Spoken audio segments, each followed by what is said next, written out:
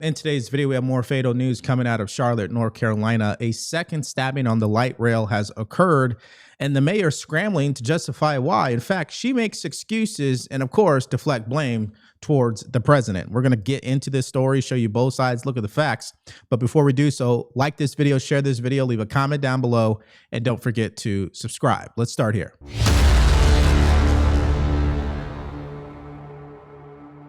An awful thing that happened during Friday's rush hour. DHS identifying the suspect as a twice-deported illegal immigrant. Investigators say he forced his way onto the train while drunk. He started a fight with a passenger and then stabbed that passenger with a large knife. That victim is hospitalized and in stable condition. So if this sounds familiar, you are not wrong, because the same thing happened a few months ago in the same city on a train. An attacker stabbing a young woman to death on that commuter train in Charlotte. The suspect identified as a mental patient with more than a dozen prior arrests there. President Trump reacting on Truth Social. He says another stabbing by an illegal migrant in Charlotte, North Carolina. What's going on in Charlotte? Democrats are destroying it like everything else, piece by piece. Jonathan Seri live from Charlotte this morning. Hi, Jonathan.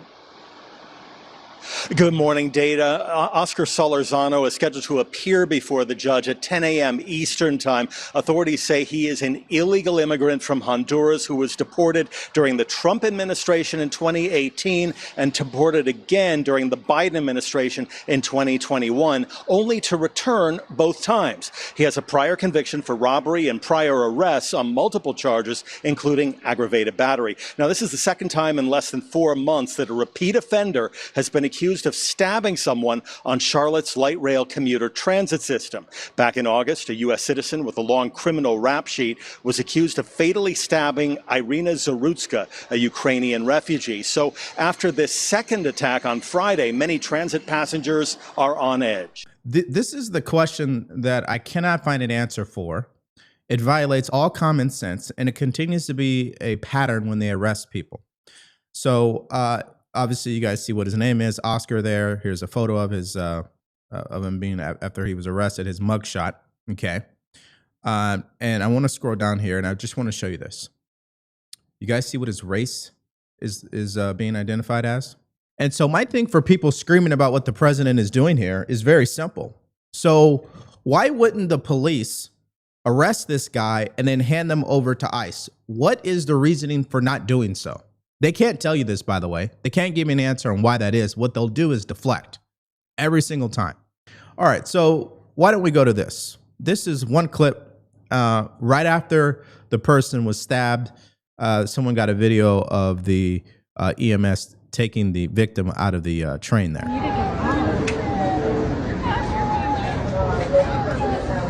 Oh my God.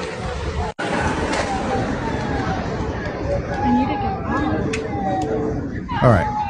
And then here's what one person had to say. Oh my God. My husband missed that train by, one stop and didn't get on there. And that's crazy. We should not have to feel like we are one stroke of bad luck away from being the next victim.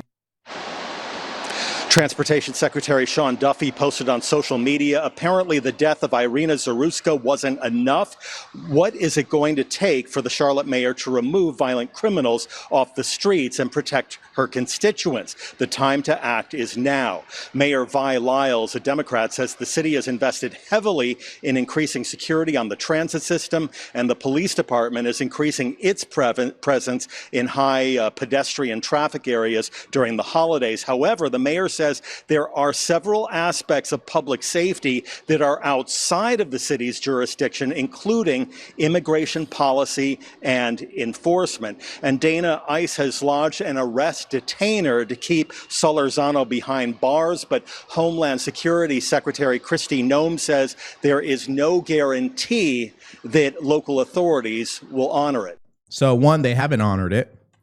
Two, we have another Democrat mayor. Three, let me show you the picture of her just so you guys understand what's going on here. And this is continuing to be, I'm not into the race stuff, guys, but we have to understand. Okay, Los Angeles, Karen Bass. Chicago, Brandon Johnson. New York City was Eric Adams. Charlotte, Vi Lyles. New Orleans, Baltimore, Memphis.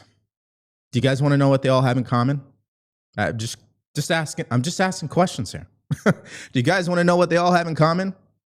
You see, what kills me, if we want to play the race card, what kills me as a black guy in this country is that when black people get into leadership positions, particularly in these cities that have been plagued with crime, they have done nothing to save black people. In fact, they've only made it worse. And I think this is a great time to get into the left's response, particularly Democrats. And I was just talking about mayors, right? So here's the new mayor of New York City, or I guess he's still mayor-elect, Mondani, and him giving instructions to illegal immigrants on how to evade ICE, because this represents their response to it all. Last weekend, ICE attempted to raid Canal Street and detain our immigrant neighbors to protect, support, and celebrate our immigrant brothers and sisters. I was about to give him a little credit there, because towards the end he said, don't impede, don't obstruct, don't run, but you have a right to protest. Now, the average person on the street who's protesting, they believe running, obstructing, impeding, putting their hands on police vehicles or even ICE agents is protesting. Okay? Did you guys see what happened in New Orleans? The ACLU tried to sue the state over free speech violations, meaning they thought stopping ICE vehicles, even putting their hands on a vehicle, is their First Amendment right. This is the problem with Democrats overall, and this entire movement that has shifted. I mean, they used to be kind of moderate here. Now they've turned into radicals because they're changing the language of the law in their own minds. Okay, so I guess with that freedom, it has led some Democrats to take it to the next level. Now what they want to do is set up a committee here, and this is going live tomorrow, where it's all about focusing on the American citizens who have been detained by ICE agents or Border Patrol agents, okay? And here is the guy leading it, none other than Ryan Garcia from California. Tomorrow, you're going to be leading a public forum in combination with Senator Richard Blumenthal to hear from American citizens who have been caught up in enforcement actions by this administration. This is, we're seeing more disturbing reports like this. The Miami Herald capturing a moment a woman in Florida was forcibly removed from her car on the way to work. DHS claims she was detained after failing to follow orders, but listen to her calling for help.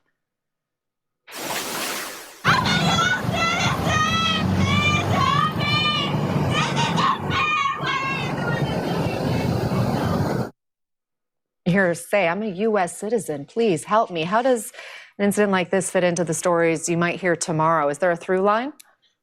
We know of over 170 U.S. citizens that have been detained by ICE, many of whom have spent days in detention without any ability to call their family or access to a lawyer. Now, we know in this country that due process is something that both U.S. citizens and non-citizens have. That's clear. Now, ICE ignores that. But to go after United States citizens because of the color of their skin or because an ICE agent might think they are undocumented is outrageous. No one now is safe in this country because of Donald Trump and what he's done to law enforcement agencies like ICE and DHS. And I have talked to numerous U.S. citizens who were detained for days. I talked to a veteran just a few weeks ago, served our country in Iraq, was detained. He did nothing wrong, no criminal record. He was detained for days, missed his daughter's own birthday, has never been given an explanation. A U.S. citizen? A U.S. citizen and veteran of the United States. All right, so I have a question for the homeowners out there, and this is pretty serious. What if you could delay your next 2 mortgage payments? I'm talking about putting that money back into your pocket while we head into the holidays. Well, you could do that if you call American Financing today, because if you're feeling stretched like all the other Americans out there where they're putting expenses like gas and bills and gifts for the holidays on their credit cards, you know the interest rates are insane. They're in the 20s and 30s. That's why American Financing can show you how to take your home's equity, pay off that debt with an interest rate that's in the low 5s. And their salary-based mortgage consultants are saving people just like you every single month on an average of $800 a month without any upfront fees. So call today before it's too late. 866-890-9392, 866-890-9392, or go to americanfinancing.net/Devori. Let's just address the merits of what he's saying here. So let me put it on the screen for you guys. How long can someone be detained by law enforcement? Generally speaking, it's 24 hours. according to Google. I mean, my law enforcement people in the chat, please confirm this. I've never been a police officer, so let everybody know in the chat, what was it for your department or agency? My understanding is if they do detain you, even to the point where it leads to an arrest and they take you down to the jail or detention facility, they can hold you for at least 24 hours. So let's say that happened to an American citizen. Let's say it happened to an American citizen who was non-compliant, was obstructing justice, did not follow lawful commands. Did that American citizen deserve to be detained? In my opinion, the answer is yes. What is the difference between if I'm driving down the road and I see my cousin who got pulled over by the local police department and he's going back and forth with them and they're attempting to pull him out of the vehicle, and then I stop my vehicle. I get out of my vehicle and I run up there and try to stop the police from doing that. What do you think is going to happen to me exactly? Here is the mayor from Minneapolis, Jacob Frey, continuing to repeat the main talking point from all mayors who are Democrats. They refuse to allow their police department to work with federal authorities. The approach that the Trump administration is taking presently in Minneapolis seems to be scattered and chaotic at best. Certainly, it is terrorizing to the people and the communities that they are going after. And the message that we are sending to our Somali community, to our Latino community, to any community that is being targeted, is that we stand with you. Minneapolis is not backing down. Our police officers will not coordinate with any federal agency that is doing immigration law enforcement work. We stand with the community members that make Minneapolis the extraordinary place that it is, and we aren't backing down. We're rock solid in support of them. Now, you know exactly what he's saying. He's saying that even if a criminal, illegal alien, someone who's TDA, someone who's cartel, someone who's drug smuggling, human trafficking, raping, robbing, killing, murdering, call it whatever you want, committing crimes in this country, is someone that he's willing to protect because he does not want the police department, okay, handing that person over to ICE. Also, the police department's already short-staffed, okay? So they already had problems before we had 20 million people coming to this country. Now they have even more problems. But hey, we don't need the federal authorities' help. And that's where the disconnect occurs, and that's where their credibility goes out the window. If I was in their shoes, even if I was a Democrat, I'd be doing what New Orleans is doing, I'd be doing what Washington, D.C. did, and I'd be doing what Memphis is doing. Because ultimately, even if you disagree with the president, even if you disagree with his approach, if you work with him, it's easier for you to manage the situation. If you fight against him, you get out of control. You have zero control, actually.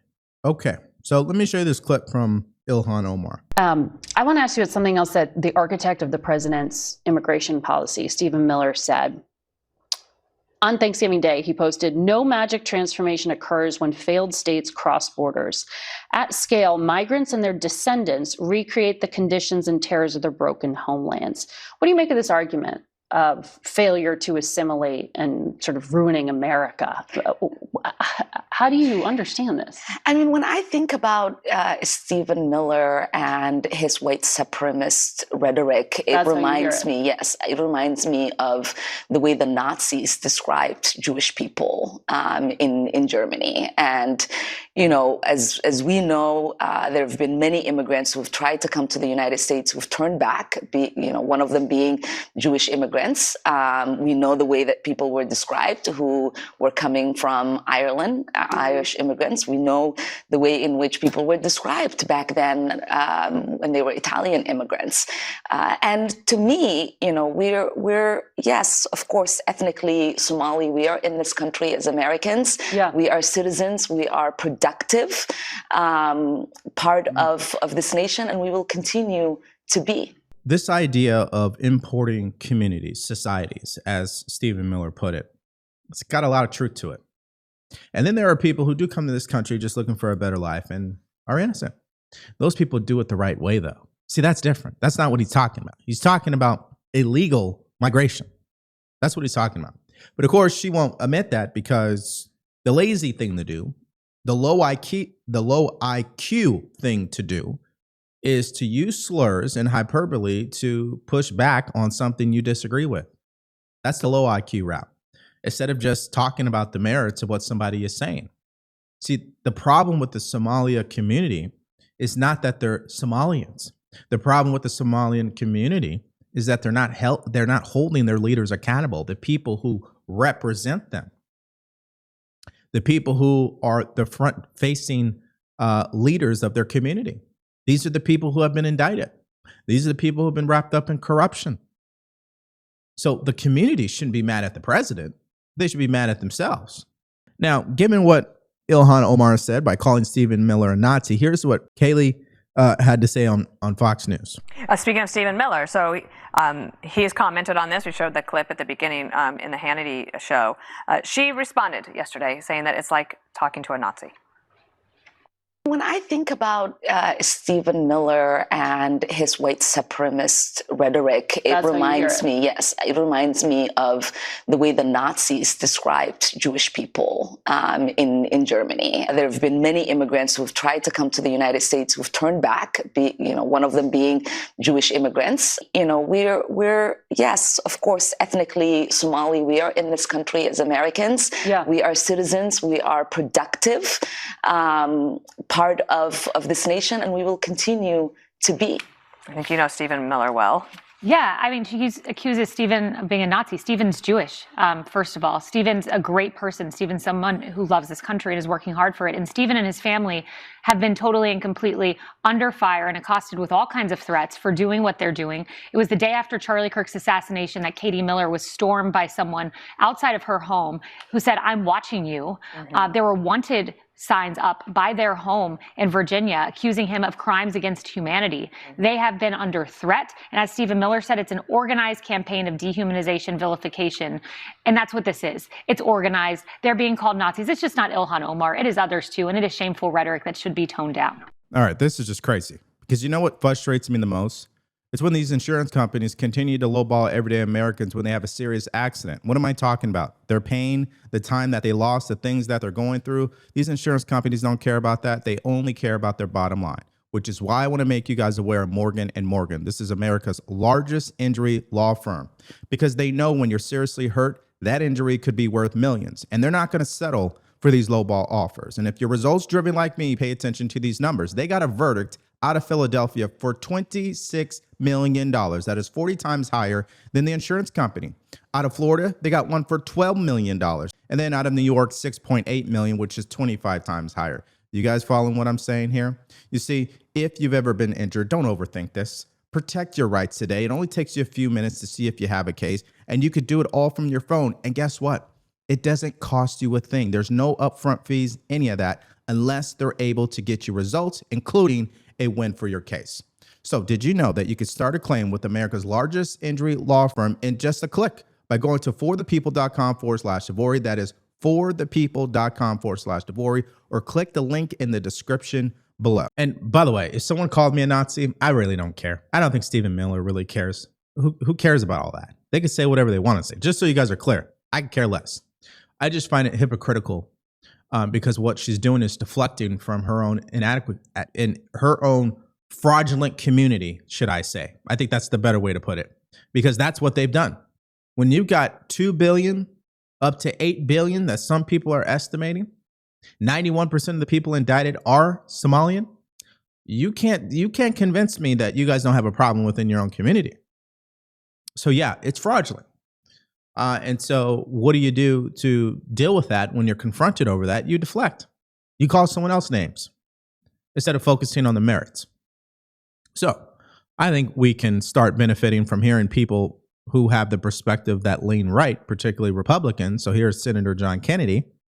And I think he just sums up this entire debate. It's very simple. Just follow the law. The other side of this is you have critics that point to Operation Midway Blitz and statistics that there were, a majority of folks who didn't have criminal records at the time of their arrest.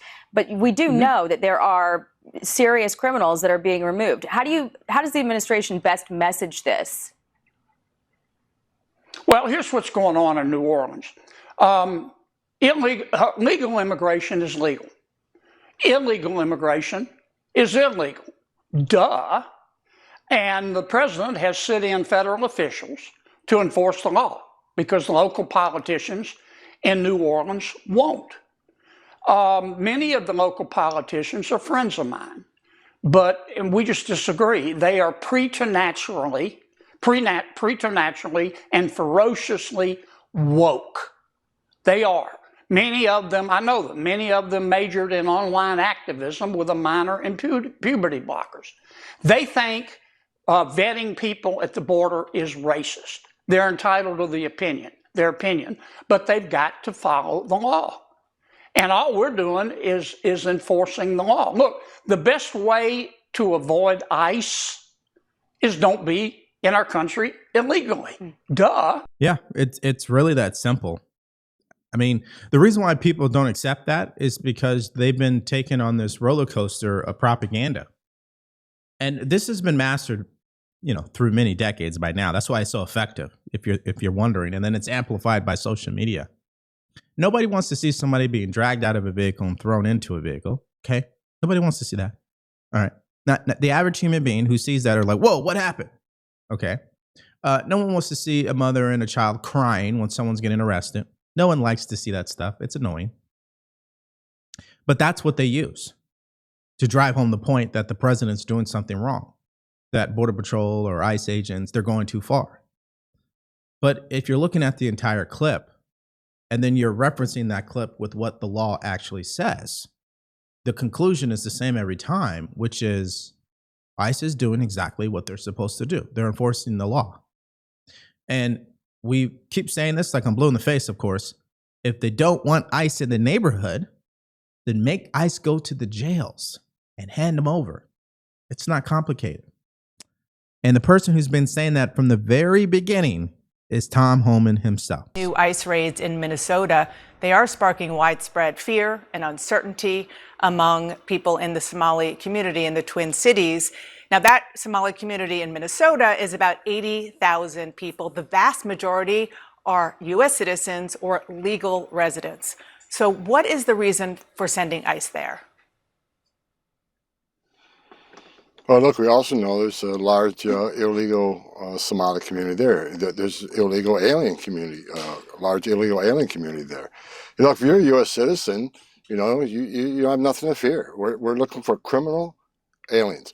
And also, if you're a resident alien, you have like a felony conviction by statute, you could be set up for deportation. So we're looking for public safety threats, national security threats, and illegal aliens. Nothing's changed, Dana, from day one. So when you come across your friends, your family, your colleagues, people who try to argue, or at least somewhat argue that what the Trump administration is going too far, my number one question every single time is, do you think Joe Biden went too far when he allowed 20 million people to cross the border unvetted? Do you think that's going too far? You think housing illegal immigrants in luxury hotels and paying them $12,000 a month is going too far? You think allowing TDA gang members and cartel members to run rampant in sanctuary cities because the police officers not only won't arrest them, but when they do, they release them back onto the street because of cashless bail or weak policies from these judges who refuse to enforce the law? You think that's going too far? You think, even if we go away from illegal immigration, do you think arresting someone 72 times because they committed a crime 72 times is going too far?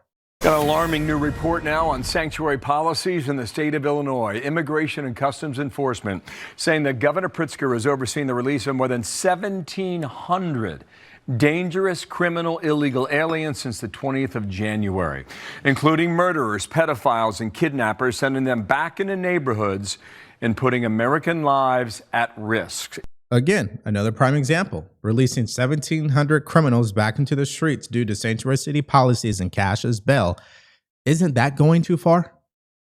See, these are the things you have to say when people try to make you believe that what the president is doing regarding mass deportation operations is a violation of the U.S. Constitution and is going too far. The problem, though, is Democrats continue to cry about the rhetoric from the president instead of focusing on root causes like I just carefully went over. They won't talk about those things. What they'll talk about instead is what the president is saying on Truth Social. You think they would have moved on already and stopped reacting to everything he had to say. Well, Dana Bash asked the senator from Utah about all this, and I think his reaction is perfect. Listen to this. Just on specifically what's happening in Minnesota and the Somali community, President Trump is ramping up his attacks against Somali immigrants. He said this week they are, quote, garbage, and that he doesn't want them in the country, and they should go back to where they came from. Now, after Charlie Kirk was murdered in your state, everybody talked about turning down the rhetoric, full stop. Yeah. So listen, I've learned, sadly, I can't control anybody but me, right? And the best thing I can do is set my example. And I think all of us need to wake up every morning, look in the mirror and say, what are we doing? What am I doing specifically today to make this country a better country, to make all of our immigrants feel more welcome? That's what we've always had. And I think if more of us would do that, it would matter less what individuals said. Right. But as you know, he's not just an individual. He's the president of the United States calling an entire community garbage. So, you know, it wasn't very long ago, just a little year ago, that we elected him. And we knew very well what we were electing at the time. The country wanted a disruptor. And he's put disruptors into place, Tom Homo and things like that. And that disruption is very, very painful. But you have to remember the reason I think the country went that direction is they were very uncomfortable with a number of things we were doing in this country. And we wanted a disruptor. And for good or bad, that's what disruption brings. I thought that was a perfect analysis on his part. Because honestly, it's just understanding what your expectations are of the president, okay? The president is not a conservative, ladies and gentlemen. The president is technically not a Republican. I hope we all understand that. The president technically is not a Christian either. So these expectations that we have on him, even when we think about the right wing of politics, they're unreasonable, okay? We know he's pro-Israel, no question about it. Probably one of the most pro-Israel presidents we've had in history. All right. There's no question that at some level, he wants to be respected, if not accepted, from the powers that be.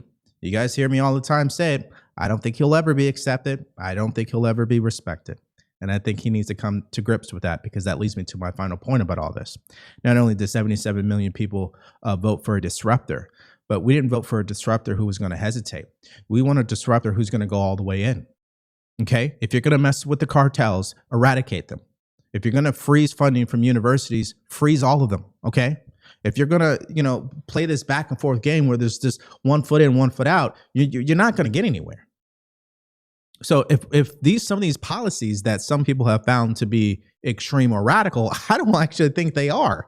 I think they're surface level, okay? Extreme would be, hey, universities, we're not going to subsidize any more student loans. Universities, we're not going to give you any student loans backed by the federal government if it's for a degree that leads to nowhere, okay? Unless it's a degree for trade schools or doctor, lawyer, engineer, or STEM, no thank you. You guys don't like it, you won't receive any federal funding. Now, having said all that, what do you guys think? Put your thoughts in the comment section below to this entire story today. All right, let's start off with what we know. Sanctuary city policies continue to harm neighborhoods, cities, communities, particularly in these Democrat-run cities, and they deflect by blaming the president. What is your reaction to a second stabbing that has occurred on the light rail in Charlotte, North Carolina? Also, do you guys agree with my thought process regarding these cities who are being governed by Black leaders and how they failed the Black community? Let me know if I'm on the mark with that. And then finally, what do you make of Ilhan Omar calling Stephen Miller a Nazi, even though he's Jewish? Just give me all your thoughts and everything you got in the comment section below. Now let me take it to our next video, where Senator Tammy Duckworth has called Pete Hegseth a killer and President Trump a murderer. This came as her interview yesterday on CNN blew up in her face after she was pressed about the information, the video, and the facts that she reviewed to make that determination. Once you see how she answered it, I think you're going to see why it was such a humiliating interview. So if you're interested in that and more stories, all you have to do is click on that video because it's coming up right now.